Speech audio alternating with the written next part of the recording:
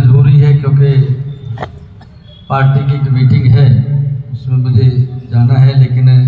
एक कार्यक्रम के लिए मैंने और हाँ की हुई है, ओम शांति के कार्यक्रम की। सेक्टर अपना ये विपिन गार्डन में जो 13 नंबर में जो गली में है, मैं चाहता हूँ कि एक बार उनके भी दर्शन करता जाऊँ। तो इसी कारण से थोड़ा क्षमा याचना करते हुए सम्मानित मंच और जो मेरे भाई और बहन आई हैं, मैं उनको नमन करता हूँ। बहुत लंबा चौड़ा कुछ मुझे कुछ कहना नहीं है, क्योंकि पूज्य बहन हमारी जिन और संकेत कर रही थी उन सब चीज़ों को, मुझे पहले तो ये लगता है कि हम जिस दृष्टिकोण से यहाँ आए हैं उस दृष्टिकोण को हमें समझना पड़ेगा। भगवान शिव की आराधना कर रहे हैं और भगवान शिव को हम कहते हैं कि ये पालक हैं और संपूर्ण सृष्टि को एक दिशा और दशा देकर, हर जीवन को एक प्रेरणा देकर आगे जीवन का रास्ता देते हैं। परंतु जो मंच पर बैठे हैं, पूज्य मेरी दोनों बहनें बैठी हैं, पूज्य मेरी बहन तीसरी बैठी है, हमें इनको समझना पड़ेगा। हायर एजुकेशन, जीवन की हर पुण्याई इन्होंने अर्जित की है और उसके बाद संपूर्ण उन सब इच्छाओं को इस बात के लिए समाज एक दृष्टिकोण से खड़ा हो जाए और जिन बातों को लेकर इस भारत की पहचान थी, इस हिंदुस्तान की पहचान थी, दुनिया में किस प्रकार से शांति स्थापित हो और भगवान शिव जो सनातन है उनको किस प्रकार से आगे लेकर जाने का जो संकल्प है वो पूरा हो। तो इन दृष्टिकोण से अपने संपूर्ण जीवन को, इस जीवन के जो आज के भौतिक युग में हर व्यक्ति सब चीज़ें पाना चाहता है और उसके लिए कितनी कितनी चीज़ों को वो लेकर जाता है, उसके मैं चर्चा करना चाहता नहीं, लेकिन उन सारी इच्छाओं को केवल एक बात के लिए संपन्न किया कि भगवान शिव की आराधना करते हुए जो उन्होंने कहा सबका पालन होगा, तो उसी दृष्टिकोण से सबको विचारों से ओतप्रोत होकर इस भौतिकवाद के युग में नशा है, संपूर्ण बाकी सब चीज़ें हैं, इनसे मुक्ति होकर किस प्रकार से इस देश को फिर महान बनाया जाए, इस दृष्टिकोण और साथ में दुनिया में किस प्रकार से शांति प्राप्त हो,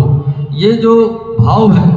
इसको लेकर चलने का काम करते। मैं एक बात को कहकर उस बात को संपन्न करूंगा। श्रद्धेय अटल बिहारी वाजपेयी जी हमारे देश के यशस्वी प्रधानमंत्री जब थे तो माउंट आबू वो गए थे और उन्होंने एक वक्तव्य में उन्होंने कहा, जब वो बोल रहे थे, बोलते बोलते उन्होंने एक बात का संकेत किया कि दुनिया जिस होड़ में लगी है और जिस परमाणु और जिन शक्तियों के आधार के ऊपर एक दूसरे के ऊपर कब्जा करना चाहता है और उस दृष्टिकोण को लेकर जिस प्रकार से दुनिया आज जिस अग्नि की उस पर बैठी हुई है, तो कल क्या होगा ये समझ में नहीं आता, लेकिन ये समझ में आता है माउंट आबू आने के बाद, और वो समझ में ही आता है ओम शांति के माध्यम से दुनिया में अगर शांति स्थापित हो सकती है, परमपिता परमात्मा का नाम हो सकता है, तभी ये सब संभव हो सकता है। ये दृष्टिकोण उन्होंने उस समय में दिया। आज ये मत केवल प्रवचनों के लिए नहीं है, ये जीवन की उन साधनाओं के लिए है, उन विचारों के लिए है, जिसमें से आगे किस प्रकार से जीना है और उसका रास्ता क्या है। इन सब विषयों को लेकर हम लोग अनेक विषयों पर चर्चा आज भी कर रहे हैं, आगे भी करते जाएंगे। लेकिन आज का जो विशेष कार्यक्रम है, 26 तारीख को शिवरात्रि का महान पर्व है और लगातार मेरे ख्याल में 1.5 महीने से जो महाकुंभ का जो हम लोग स्नान करने के लिए वहाँ लगातार जा रहे हैं, वो भी संपन्न होने वाला है। और भगवान शिव की आराधना करते हुए भगवान शिव से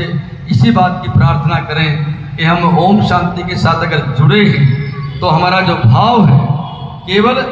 जुड़ना नहीं है, उसको पूरा करना है। उसके लिए समय निकाल कर किस प्रकार से हम उन चीज़ों को आगे लेकर जाएं। मैं इन्हीं शब्दों के साथ में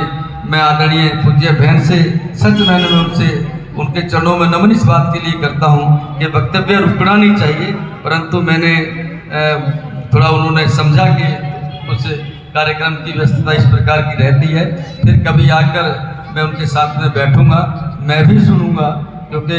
उनके शब्दों में जो चीज़ है वो शब्द नहीं है, हमारे जीवन की जीने की राह है। मैं पुनः सम्मानित मंच का अभिनंदन करता हूँ। आदरणीय हमारे गुप्ता जी यहाँ स्कूल चलाते हैं, ऐसे अभावग्रस्त क्षेत्र में जो स्कूल चल रहा है, लेकिन उसके साथ में अनेक प्रकार के ऐसे कार्यक्रमों के लिए पूरा स्थान देते हैं, उसकी व्यवस्था करते हैं और उनसे किसी भी प्रकार की उनकी वो चिंता ना हो, इस प्रकार का जो उनका मन रहता है। मैं प्रभु से प्रार्थना करता हूँ कि ये 125 वर्ष तक जिए, निरोगी काया के साथ जिए और इसी प्रकार के भाव से वो आगे काम करते जाए। इन्हीं